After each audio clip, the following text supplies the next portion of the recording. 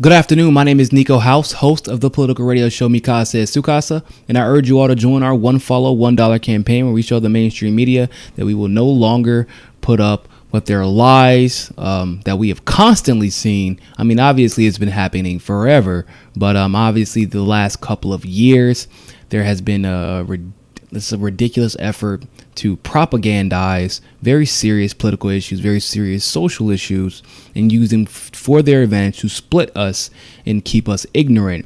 Go to the Patreon link below. Also, please click the notification bell by the subscription button. And while you're at it, go ahead and click the subscription button as well. So the NSA has determined that the Russia narrative is not real. I wish I could be like, oh God, yay, who knew? We can finally move on.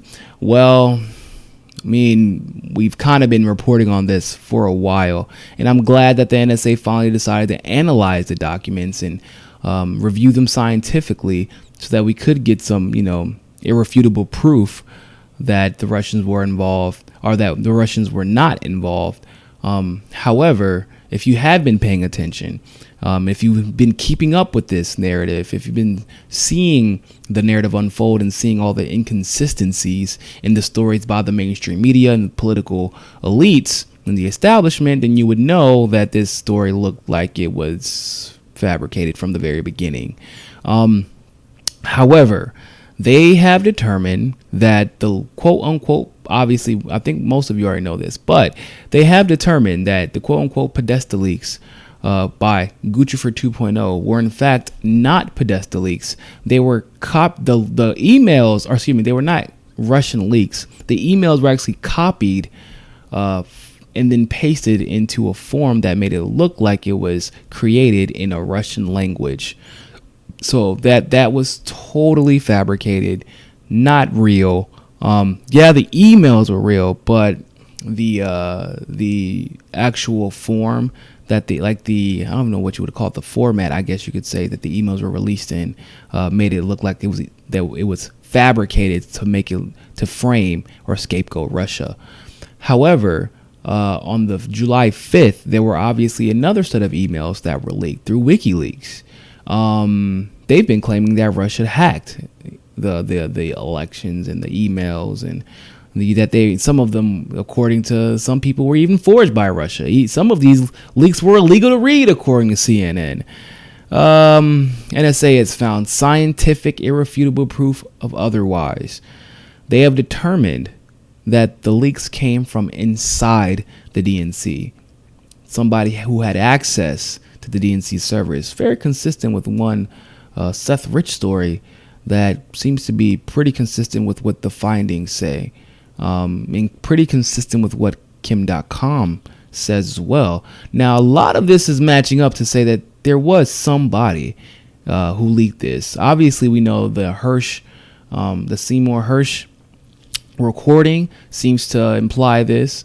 The Rod Wheeler recording also seems to imply this was the case.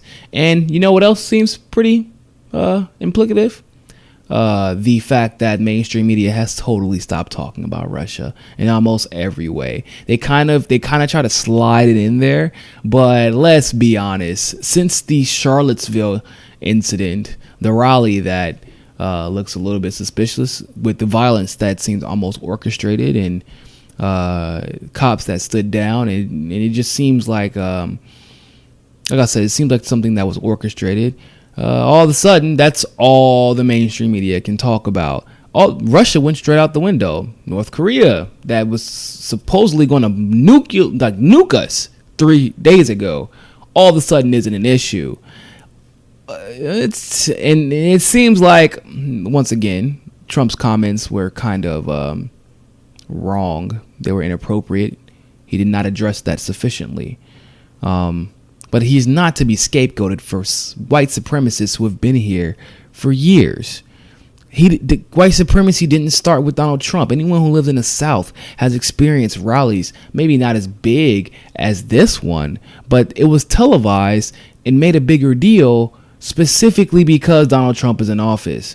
The stories have been all about Donald Trump on all the media websites and all the establishment media channels, all about Donald Trump. So it went from scapegoating Donald Trump for Russia to scapegoating Donald Trump for all white supremacists. I am not saying that Donald Trump isn't racist. He could be, he couldn't be. Presidents in the past have done a pretty good job of lying about whether they were racist or not. If Donald Trump is trying to lie about not being racist, I'm going to be honest, he's not doing that good of a job saying that all sides are bigoted when there's only really one side that's bigoted. But that's a different discussion. However, you can see that there are narratives that are being pushed in order to dethrone someone who is anti-establishment in most ways. Whether or not you like Trump, he does have some establishment. He has some establishment leanings, but for the most part, he has done the total opposite of what the establishment wants him to do. I think Syria was kind of the final straw for them. I do think there was an attempt to save face with Russia by approving the sanctions, but this story has done serious damage to foreign relations and has really crippled Trump into not being able to negotiate effectively if he was planning on it. Hell, has crippled anyone from negotiating effectively with Russia or any of the countries involved with Russia, simply because we told a lie for a whole year about this narrative that was never true. It's been over a year that we've been lying about this, that we've been trying to call this out. And it's about time we just face the music, or at least mainstream media should face the music. You got caught. You're done. Stop trying to start a race war. Stop trying to, like I said, white supremacists are real. Nazism is real. Neo-Nazis are real. Racism is real. The KKK is real. But like I said, it's being super magnified, and it's very clear that it's being super magnified to create division.